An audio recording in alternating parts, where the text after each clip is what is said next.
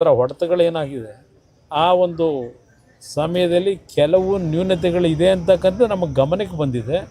ಅದಕ್ಕೆ ಈ ಕಾರ್ಯಕ್ರಮಕ್ಕೆ ಹೊಸದಾಗಿ ನೋಂದಣಿ ಆಗಬೇಕು ಅಂತಕ್ಕಂಥದ್ದನ್ನು ಹೇಳ್ತಾ ಇದ್ದೀನಿ. ಮೊನ್ನೆ ಮುಖ್ಯಮಂತ್ರಿಗಳು JDSನವರಿಗೆ ನಮ್ಮ ಮನೆ ಬಾಗಿಲು ತೆಗೆದಿದೆ ಅಂತ ಹೇಳಿ ಏನಕ್ಕೆ ಬಾಗಿಲು ತೆಗೆದವರೇ JDSನವರಿಗೆ ಬನ್ನಿ ಅಂತ ಬಂದು ಏನು ಮಾಡ್ಬೇಕಂತೆ? ಅಭಿವೃದ್ಧಿ ಕೆಲಸ ಮಾಡೋದಕ್ಕೆ ಎಲ್ಲ ರೀತಿಯ ಸಹಕಾರ ನಾವು ಕೊಡ್ಲಿಕ್ಕೆ ತಯಾರಾಗಿದ್ದೀವಿ.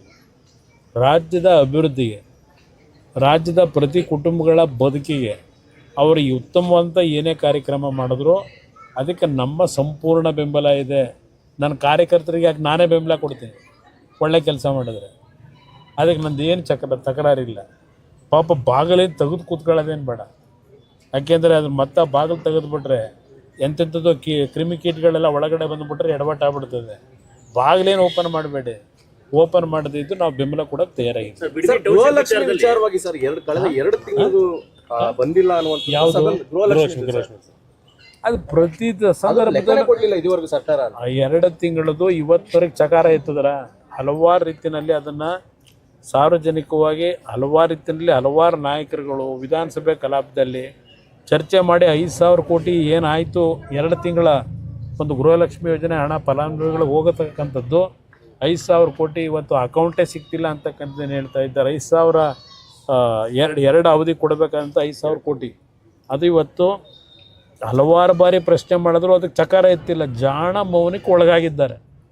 ಇವತ್ತಿನವರೆಗೂ ಆಗಿಲ್ಲ. ಹೊಸ ಮುಖ್ಯಮಂತ್ರಿಗಳು ಈಗ ನೆನ್ನೆ ಹೇಳಿದ್ದಾರೆ ಜಿಲ್ಲಾಧಿಕಾರಿಗಳ ಸಭೆಗಳಲ್ಲಿ ಅಧಿಕಾರಿಗಳನ್ನ ಕೂರಿಸ್ಕೊಂಡು ಇನ್ನು ಭ್ರಷ್ಟಾಚಾರ ಮುಕ್ತವಾದಂಥ ರಾಜ್ಯ ಮಾಡ್ತೀವಿ ಅಂತೇಳಿ ಮೊದಲು 5,000 ಕೋಟಿ ಏನಾಗಿದೆ ಅದನ್ನು ಜನತೆ ಮುಂದಿಟ್ಟು ಭ್ರಷ್ಟಾಚಾರದ ನಿರ್ಮೂಲ ಮಾಡಲಿಕ್ಕೆ ಒಂದು ವೇದಿಕೆನ ಚೆನ್ನಾಗಿ ಸಿದ್ಧ ಮಾಡ್ಕೊಳ್ಳಿ ಅನ್ನೋದು ಹೇಳ್ತೀವಿ. ಏನಾಗಿದೆ ಸರ್ ಆ ದುಡ್ಡು? ಅವ್ರು ಸರ್ಕಾರ ಹೇಳಬೇಕು. ನಮಗೆ ಸರ್ಕಾರದಲ್ಲಿ ಮಾಹಿತಿಗಳ ಕೊರತೆ ಅಂತಕ್ಕಂತ ಹೇಳ್ತಾ ಇದ್ದಾರೆ. ಅವ್ರು ಹೇಳೋದು ಮಾಹಿತಿ ಕೊರತೆಯಿಂದ ಹೀಗಾಗಿದೆ ಅಂತೇಳಿ.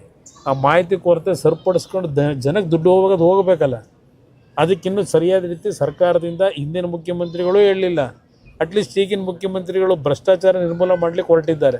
ಇವರಾದರೂ ಹೇಳಲಿ ಅಂತಕ್ಕಂಥ ಜನಗಳ ಅದಕ್ಕೆ ಸತ್ಯಾಸತ್ಯತೆ ಹೇಳಲಿ. ಭ್ರಷ್ಟಾಚಾರ ನಿರ್ಮೂಲ ಮಾಡಬೇಕು. ಅದೇನೋ ಈಗ ತಾಲೂಕು ಕಚೇರಿ ಜಿಲ್ಲಾ ಕಚೇರಿಲಿ ಅದೇನೋ ಫೋನ್ ನಂಬರ್ ಇಡಬೇಕು.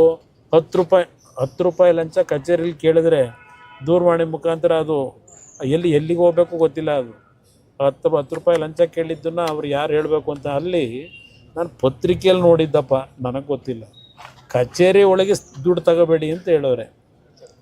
ಕಚೇರಿ ಒಳಗೆ ತಗೋಬೇಡಿ ಅಂತೇಳಿ ಅಂದ್ರೆ ಅದರ ಅರ್ಥ ಕಚೇರಿಯಿಂದ ಹೊರಗಡೆ ತಗೋಬೋದು ಅಂತಲ್ಲ. ಇವತ್ತು ಪತ್ರಿಕೆಯಲ್ಲಿ ಬರ್ಬೇಕಾದ್ರೆ ಓದ್ತಾ ಇದ್ದೆ ಕಾರಲ್ಲಿ, ಕಚೇರಿ ಒಳಗೆ ಆಗಬಾರದು ಅಂತ.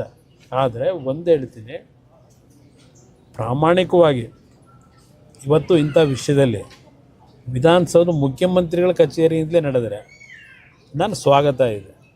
ಈಗ ಮುಖ್ಯಮಂತ್ರಿಗಳ ಕಚೇರಿಯಲ್ಲಿ ನಡೆಯೋದನ್ನು ಅವರಲ್ಲಿ ಯಾರು ನೋಡ್ತಾರೆ? ಅದಕ್ಕೆ ಯಾರು ಜವಾಬ್ದಾರರು ತಗೋತಾರೆ?